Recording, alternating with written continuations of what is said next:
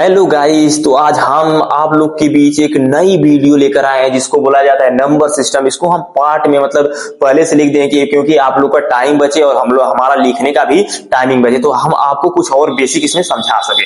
हमारा most video आप लोग को ये बताना है कि आज हम पहला चैप्टर स्टार्ट कर रहे हैं नंबर सिस्टम, और नंबर सिस्टम को एकदम एकदम तोड़ कर एकदम डिफाइन करेंगे कि आप लोग को एकदम बेसिक से आप लोग को नॉलेज है कि लाइफ में हम लोग इसका यूज कैसे करते हैं, क्योंकि नंबर सिस्टम से ही हम अपने लाइफ का यूज करते हैं। जैसे नंबर का प्रयोग कैसे हुआ, ये कब आता है, इसके लिए क्यों आता है, इसका प्रयोग काहे करते हैं, क्योंकि हमारे लाइफ से ही जुड़ा है, यानी कि जिंदगी से ही नंबर सिस्टम जुड़ा है। इसको हम डिफाइन करेंगे। ये देखो हम इसको लिख दिए हैं एकदम पार्ट पार्ट में तोड़कर। ठीक, पहले हमारा था नंबर। नंबर होता है संख्या, यानी संख्या का मतलब किसी चीज को दर्शाया जाता है, लिख कर बताया जाता है या कि गिन सकते हैं जिसको। ठीक है, देखो नंबर को हमने पहले दो पार्ट में बांटा। देखो रियल नंबर और इमेजिनरी नंबर। रियल नंबर यानी वास्तविक संख्या बोला जाता है, इमेजिनरी नंबर यानी कि काल्पनिक संख्या बोला जाता है। और काल्पनिक संख्या में मतलब एक पार्ट होता है जिसे बोला जाता है कॉम्प्लेक्स नंबर। कॉम्प्लेक्स नंबर मतलब समृद्ध संख्या। जिसे समृद्ध संख्या होता क्या है इस पर हम अभी चर्चा करेंगे। पहले सबका पार्ट्स का नाम बता दे रहे हैं आप लोग को, इसके बाद इसकी गहराई में जाएंगे। ठीक,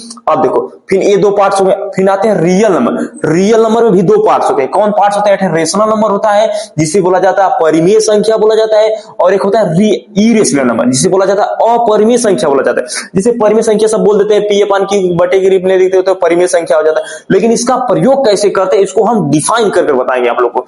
फिर इसमें आता है क्या, इंटीजर आता है यानी पूर्णांक आता है। ठीक, पूर्णांक आता है, फिर फ्रैक्शन आता है, फिर डेसिमल आता है, यानी फ्रैक्शन मतलब होता है भिन्न, फ्रैक्शन यानी भिन्न होता है। ठीक, और डेसिमल यानी दशमलव पॉइंट कैसे कैसे लगाया जाता है संख्या यानी नंबर के बाद। ठीक, फिर आता है इंटीजर, यानी इंटीजर से मतलब पूर्णांक। पूर्णांक में आता है पॉजिटिव इंटीजर होता है, नेगेटिव इंटीजर होता है। ठीक, इसको हम बेसिक से बता रहे हैं। ठीक, पॉजिटिव इंटीजर मतलब धनात्मक पूर्णांक होता है, और ये निगेटिव मतलब नकारात्मक पूर्णांक होता है। जीरो न तो नेगेटिव होता है न पॉजिटिव मतलब होता है, ये इंटीजर में नहीं, बट इसको लिख कर जब पॉजिटिव इंटीजर और जीरो का जब मिलाएंगे तो हो जाएगा नॉन। नॉन क्या हो जाएगा? नॉन निगेटिव, यानी इसको बोला जाता है गैर नकारात्मक। ठीक, गैर नकारात्मक संख्या। फिर जीरो और निगेटिव इंटीजर को मिला देंगे तो हो जाएगा नॉन पॉजिटिव, जिसको बोला जाता है गैर धनात्मक। ठीक, इसको देख लो एकदम बारीकी से देखो। अब इसके बाद आता है हमारा क्या, फिर नॉन, इसके बाद हमारा आता है क्या, होल नंबर। होल नंबर मतलब बोला जाता है जिसके मतलब नंबर दिया रहता है उसमें अगर हम जीरो ऐड कर दें इसको परिवार में उसको बोला जाता है होल नंबर, यानी ठीक। अब इसके बाद हमारा क्या आता है, होल नंबर के बाद आता है नेचुरल नंबर जिसको बोला जाता है प्राकृतिक संख्या। यानी देखो प्राकृतिक संख्या, नेचुरल नंबर, प्राकृतिक संख्या। अब प्राकृतिक संख्या में भी तीन पार्ट्स होते हैं जिसको बोला जाता है प्राइम नंबर यानी कि अभाज्य संख्या, और उसके बाद क्या आता है यूनिट यानी एकांक, यानी इसको बोला जाता है। ठीक, और एक आता है कंपोजिट। कंपोजिट यानी भाज्य संख्या, यानी कंपोजिट नंबर मतलब भाज्य संख्या। अब हमारा बचा और क्या बचा है जिसको बोला जाता है इवन नंबर। जैसे इवन यानी सम संख्या बोला जाता है, जगह नहीं था इसीलिए उसको हम नहीं लिखा है।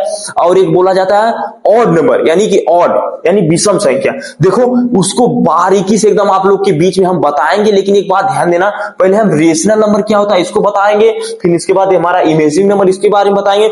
हम देखो एकदम पार्ट पार्ट एकदम तोड़ कर बताएंगे आप लोग को जिसको आप लोग समझ सके। ठीक, एकदम बारीकी से हमारा काम है कि आप लोग को एकदम सिखाना कि मैथ का मतलब क्या होता है, उसको हम एकदम आप लोग को बारीकी से समझाएंगे। क्योंकि मैथ देखो, मैथ का भी सब लोग बोले जाते हैं, मैथ का मतलब गणितज्ञ किसे बोला जाता है तो बोला जाता है आर्यभट्ट को बोला जाता है। लेकिन क्यों? क्योंकि उसने जीरो का ही खोज किया था ना आर्यभट्ट ने, इसीलिए इसको बोला जाता है। ठीक, लेकिन इसको हम बारीकी से एकदम विस्तार से बताएंगे रियल नंबर क्या होता है। इसको पहले एक बार देख लो, फिर इसके हम इरेज कर देते हैं, मैंने मिटा देते हैं। ठीक है, एक बार देखो, इसको देख लो, फिर उसके बाद इसको मिटा दे रहे हैं। देखो हमने मिटा दिया है। अब हम इसको डिफाइन करेंगे रियल नंबर यानी वास्तविक संख्या। वो रियल नंबर में आ जाता है परिमेय संख्या। परिमेय संख्या हम लोग प्रयोग कैसे करते? देखो मान लो एक हम सेब ले लेते हैं, सेब ले लेते हैं। अगर सेब को मान लो सेब नहीं तो इसी को ले लेते हैं। ठीक, इसको हमने लिए, ये मार्कर है हमारा, इसको हम परिमेय संख्या बनाना है। तो मान लो परिमेय संख्या का डिफिनेशन होता है जिसको हम बटे के रूप में लिख सकते हैं। तो मान लो तुम्हारा ये हो गया, ये तुम्हारा हो गया मार्कर, ये दो पार्ट हो गए। इसको हम लिख सकते हैं, इसको ऊपर लिख सकते हैं, इसको नीचे लगा सकते हैं। कहने का मतलब है कि देखो संख्या रहती है, परिमेय संख्या का होता है जिसको हम इस तरह लिखते हैं ना, जैसे एक हो गया, इसको हम बटे के रूप में कैसे लिख सकते हैं? इसके बटे हम कुछ भी लगा सकते हैं, एक हो सकता है या दो बटे क्या हो सकता है, तीन हो सकता है, कुछ भी। कहने का मतलब है मान लो हम एक सेब लेते हैं, सेब समझ रहे हो ना, सेब खाने का मत सोच लेना। सेब को हम काट देंगे, ठीक, काट देंगे तो मान लो सेब एक तरह से हमारा भी परिमेय संख्या हो सकता है। क्यों? क्योंकि उसके बटे भी हम कुछ लगा सकते हैं। कहने का मतलब हमारा ये देखो परिमेय संख्या का डिफिनेशन बहुत आसान होता है, जिसको हम बटे के रूप में लिख सकते हैं उसे परिमेय संख्या बोला जाता है, ठीक। और इंटर मतलब अपरिमेय संख्या का मतलब होता है जिसे हम बटे के रूप में नहीं लिख सकते हैं। देखो कहने का मतलब है इसको हम बटे के रूप में नहीं लिख सकते हैं। जैसे तुम्हारा हो गया ये करड़ी में 2 हो गया, ये बटे के रूप में लिखा जा सकता है नहीं, क्योंकि क्यों ये करड़ी अब ये सोच रहे हो कि यहाँ पर बटे लगा सकते थे, इसके बटे भी हुआ नहीं, कुछ भी कर सकते हैं, नहीं ऐसा नहीं हो सकता। क्यों? क्योंकि यह बटे का मतलब जो संख्या मतलब बाहर है, इसको हम डिफाइन करेंगे तो पॉइंट पॉइंट पॉइंट करते करते करते बहुत आगे चली जाएगी, ठीक, जिसको अपरिमेय संख्या बोला जाता है। कहने का मतलब हमारा ये है कि देखो अपरिमेय संख्या जिसको हम करड़ी में लिख सकते हैं उसे अपरिमेय संख्या कहते हैं। अपरिमेय संख्या जिसको हम बटा यानी भिन्न यानी बटा के रूप में लिख सकते हैं उसे परिमेय संख्या कहते हैं। लेकिन एक बात और ध्यान, परिमेय संख्या का हर कब 0 नहीं होना चाहिए, यानी कभी भी शून्य नहीं होना चाहिए। शून्य का मतलब अगर शून्य हो जाएगा तो वह डिफाइन नहीं होगा, यानी कि इनफाइनाइट तक चला जाएगा, जो कि वह अपरिमेय संख्या में जाएगा, ठीक।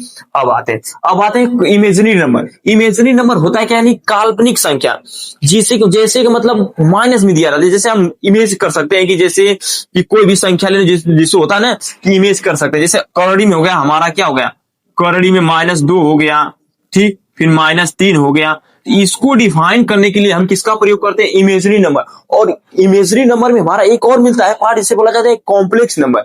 कॉम्प्लेक्स नंबर यानी कि जिसमें हमारा आता आयोटा स्क्वायर, ये सब आता है ना। जैसे इसको हम लिखेंगे तो क्या लिखेंगे, अब इसमें आ जाते हैं तो इसको हम लिखेंगे तो लिखेंगे 2 लिखेंगे, फिर गुणे लिखेंगे -1, ठीक। इसका प्रयोग हम करते हैं किस लिए करते हैं, इसका प्रयोग हम करते हैं देखो -1 जैसे -1 रूट में हो जाएगा ना, इसका हम प्रयोग करते हैं आयोटा के लिए, यानी ये आई की तरफ रहता है, यह आयोटा इसको बोला जाता है, जो समृद्ध संख्या में आता है, ठीक।